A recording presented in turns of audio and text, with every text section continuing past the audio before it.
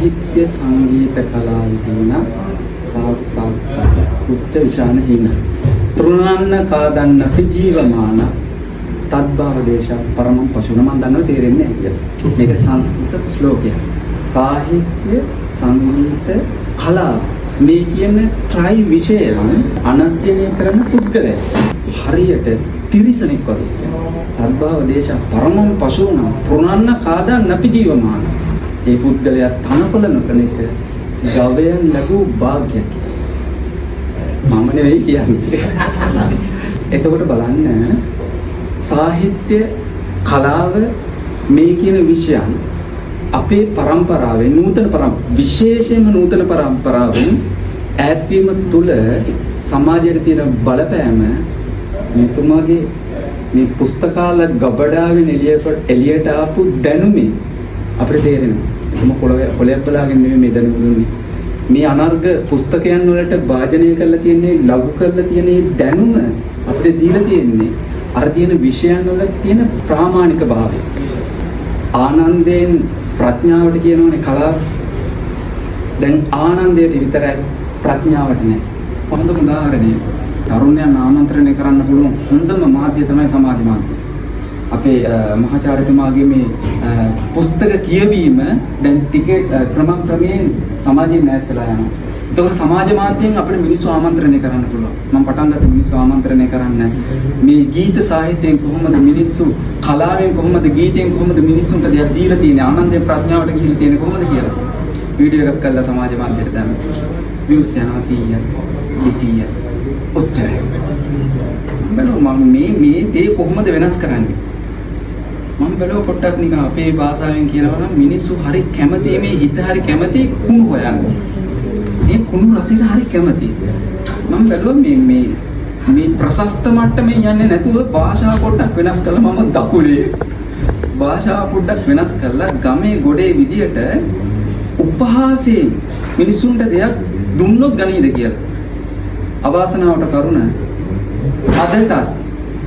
අදට උපහාසය කියන දෙයින් අපහාසනේ උපහාසයෙන් දෙන දේ මිනිස්සුන්ට ගන්න බැරි වෙලා තියෙනවා. මෙතුමා කිව්වා කියවීම මිනිසා සම්පූර්ණ කරයි කියලා. මං කිව්වා වීඩියෝ එක කියවීම මිනිසා සම්පූර්ණ කරන්නේ. අදටත් ඒ කියපු කතාව මිනිස්සු තේරුම් අරගෙන කියවීම මිනිසා සම්පූර්ණ කරන්නේ නැහැ. හැබැයි කියවීම මිනිසා සම්පූර්ණ කරනවා. මං දන්නේ ඔබට තේරුණාද කියලා. එතකොට අපි මේ උපහාසය මේ කලාව මේ සාහිත්‍ය මිනිසුන්ගෙන් ඈත් වෙන අපේ මහාචාර්යකමනේ වෙලා තියෙන්නේ. සමාජයට ප්‍රබලම පීඩනය වෙලා තියෙන මිනිසුන්ගේ මේ ආතතිය විසාදේ දක්වා ගිහිල්ලා තියෙන මිනිස්සු සියදිවි හානි කරගන්න තැනට ගිහිල්ලා තියෙන්නේ කලාව මිනිසුන්ගෙන් ඈත් වෙලා. කියවීම මිනිසුන්ගෙන් ඈත් වෙලා. අපි ඇවිල්ලා විනාඩි දෙකේ තුනේ තියෙන වීඩියෝ එකක් බලලා එතෙන්ට කොටු වෙලා. නැත්තම් අපේ සංජය මහත්මයා කියපු විදිහට හැම ප්‍රශ්නයක්ම උදාහරින්න තියෙන ගැඩුවා අඩියක් ගහලා අපි පුරුදු වෙලා තියෙන අනෙක් යාළුවොත් එක කතා කරන්න අඩිය ගහලා පහුණු දුද්දේ වැඩේට ගියා හවස ආවා අඩිය ගහුවා කෝල් එකක් ගත්තා ගෑනිට බැන්නා ප්‍රශ්න ඉවරයි හිතනවා ජීවිතේ දිනුම් කියලා ගෙදරට සල්ලි ටිකක් දැම්මා මිනිස්සු ඒ මූඩිය ගලවලා අඩියක් ගහලා විනෝදයක් දාන මූඩිය තැන්ට ඇවිල්ලා තියෙන්නේ මිනිස්සුන්ගේ තියෙන ආතතිය මේ සාහිත්‍ය නැති වීම. ඉතින් මම පොඩි දේවල් ටික එකතු කළේ ඔබතුමා කරපු මේ විශාල සේවය මම දන්නේ වචන වලින් මට නම් ඉස්තු කරන්න බෑ. ඒ තරම් සේවයක් ඔබතුමා කළේ මගේ ඇඟ හිරිවැටුණ ඔබතුමා මේ දේවල් කියනකොට දෙයියනේ අපි මොනවද දන්නේ? ඇත්තටම ඔබතුමා කියපු දේවල් වලින් අරිකාන මන්දනක හිටියා.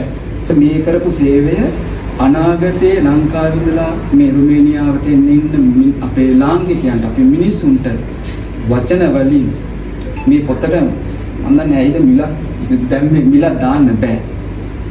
ඇත්තටම මිලක් දෙන්න බැරි පොතක්. ඉතින් ඔබතුමාට ස්තුති කතාවක් කරනකොට මෙහෙම නෙවෙයි කරන්නේ මට ඇත්තටම මං හැමදාම උදේ නැගිටතර පස්සේ මං ස්තුති වෙනවා. මම වදපු අම්මා තාත්තට හැමදාම උදේට මං ස්තුති වෙනවා. මං අදහන ආගම මං බුදුන් වන්දලා හැම කෙනෙක්ටම විශ්වාසයන් තියෙනවා. බුදුන් වන්දලා මගේ අම්මා තාත්තට මගේ ජීවිතය දුන්නට මං ස්තුති වෙනවා. මේ භවයේදී මට උදව් කරපු වචනෙන් හරි උදව් කරපු හැම දෙනාටම මං ස්තුති වෙනවා. ස්තුති වීම අපේ මිනිසුන්ගෙන් ඇත්තලා තියෙන ඔබතුමාට ස්තුති කරන්නේ කොහොමද කියලා මට තේරෙන්නේ. ඔබතුමා වදපු අම්මා තාත්තට ඔබතුමාට දැනුම දීපු සියලුම ගුරුවරුන්ට වචනයකින් හරි ඔබතුමාට හයියක් කොන්සර්න් කරනවා. අනේක කාර්යයක් බොහොම ඔබතුමාට බොහොම ස්තුතියි.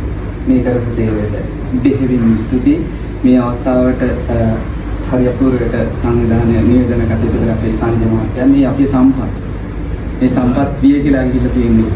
ඔබතුමා මේ කලාකාර මේ අපේ චමිල රත්නායක මහත්තයා කියන මේ කලාකාර ජේෂ්ඨ මිනිස්සු සමාජයේ කලාවට වැඩ කරන මිනිස්සු. ඔබ දෙපළට දෙහිවින් ස්තුතියි.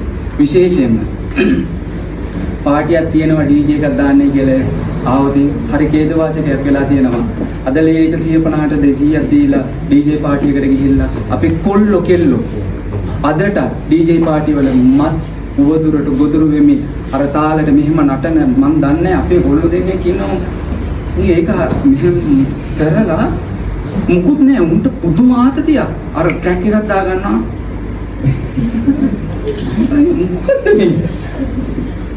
අපි හිතුවට ඒක ඇත්තටම මිනිස්සු ඒ අපේ තරුණ ජීවිතේට ඒ පැත්තට ගිහිල්ලා තියෙනවා මහා ඛේද වචකයක්. එහෙව් යුගයක මෙතෙන්ට ඔබගේ වටිනා කාලය යොමු කරන්න ආපු ඔබ සියලුම දෙනාට දෙවියන් ස්තුතියි.